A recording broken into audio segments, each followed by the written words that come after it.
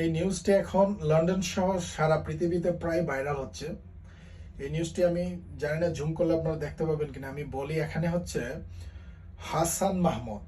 হাসান মাহমুদকে তো আপনারা চিনেন, অবশ্যই চেনার কথা। হাসান মাহমুদ, আব্দুর রহমান, খালিদ রহমান, শফিকুর রহমান, ওরা যুক্তরাজ্য লন্ডনে বর্তমান অবস্থান করতেছে। প্লাস এই ঈদে, গত দুদিন আগে যে ঈদ হয়ে গেল, ঈদে ওনারা প্রকাশ্য জনসমক্ষে এসেছে, নামাজ পড়লো এবং চা পানের আড্ডা করার পর ঘুরে বেড়াচ্ছে।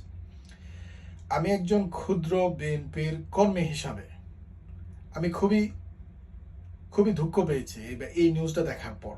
এবং আমি মালেক ভাইয়ের দৃষ্টি আকর্ষণ করছি, যিনি আমাদের গার্জিয়ান, যিনি আমাদের অভিভাবক যুক্তরাজ্য বিএনপির।